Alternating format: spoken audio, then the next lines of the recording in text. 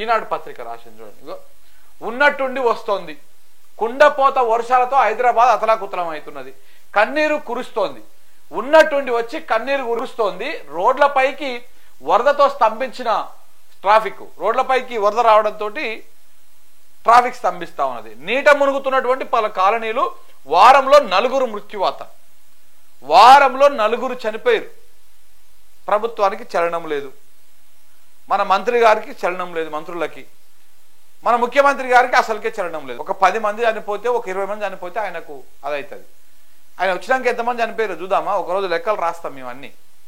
రేవంత్ రెడ్డి గారు అడుగు పెట్టినాక, ముఖ్యమంత్రిగా కూర్చున్నాక ఎంతమంది చనిపోయారో మీకు లెక్కలు తీసి రాపిస్తాం. రైతులు ఎంతమంది చనిపోయారు, ఆటో డ్రైవర్లు ఎంతమంది చనిపోయారు, ఆ ఎస్ఎల్బిసి కాలువలో ఎంతమంది చనిపోయారు కూలిపోయి, ఈ వరదలలో ఎంతమంది చనిపోయారు, ఎన్ని ఆత్మహత్యలు జరిగినాయి, ఎన్ని మర్డర్లు జరిగినాయి, ఏ రకంగా జరుగుతూ ఉన్నది, ఇవన్నీ కూడా మనం లెక్కలు తీయాలి. ఎందుకంటే ఈ బలిదానాలు అన్నీ కూడా కాంగ్రెస్ పార్టీకి చాలా ఇష్టం. కాంగ్రెస్ పార్టీ అంటేనే బలిదానాలు. కాంగ్రెస్ పార్టీ ఏమో ప్రభుత్వాన్ని వెళ్తుంది, పట్టం ఎక్కి పైన కూర్చుంటుంది, ప్రజలేమో బలిదానాలు చేసుకుంటూ ఉంటారు, చచ్చిపోతూ ఉంటారు.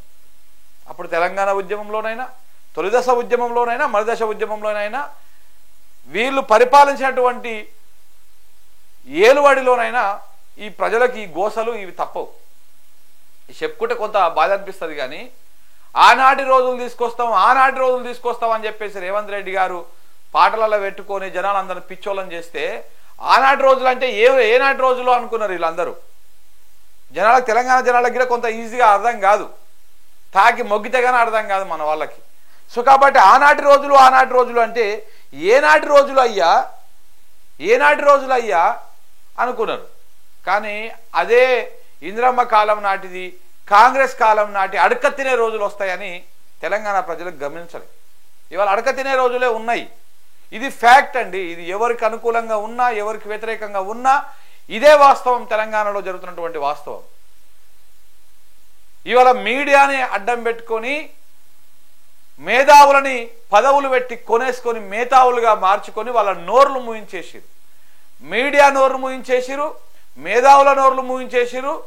ఎవరు కూడా మాట్లాడితే వాళ్ళని ఈ పార్టీతోనో లేకపోతే ఇంకే పార్టీతోనో అంటగట్టాలి, రకరకాల కేసులో లేకపోతే అవో ఇవో పెట్టి ఇబ్బందులు పెట్టేసి అది చేయాలి.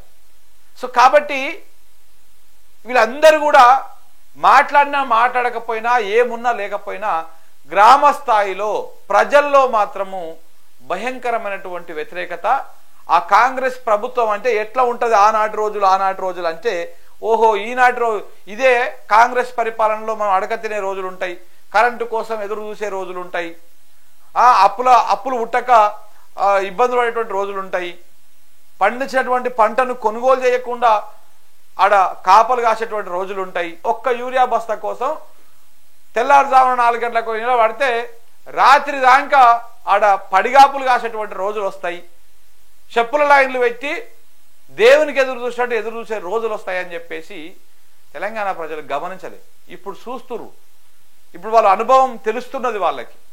ఆనాటి రోజులు అంటే రేవంత్ రెడ్డి గారు చెప్పినటువంటి ఆనాటి రోజులు ఓహో గిట్లా ఉంటాయా అని.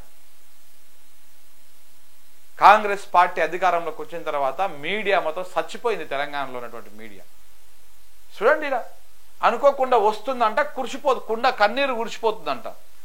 ప్రభుత్వ వైఫల్యాల గురించి వీళ్ళు మాట్లాడరు, ప్రభుత్వం ఏం చేస్తలేదు, కనీసం పట్టించుకుంటలేదు అన్నటువంటి ఆ విషయాన్ని వీళ్ళు ప్రస్తావించరు. ఇంకా ఇగో ఆంధ్రజ్యోతి అనేటువంటి పత్రిక కూడా చూడండి, వీళ్ళు ఏమైనా రాసిరా, అసలు వర్షమే రాలే వీళ్ళ దృష్టిలో వర్షమే రాలే, హైదరాబాద్లో 4 చచ్చిపోలేదు, ఎవరికి ఏమి కాలే. ఆంధ్రజ్యోతికి అందరూ మంచిగా ఉన్నట్టు ఆంధ్రజ్యోతి ఒకటి రాసింది.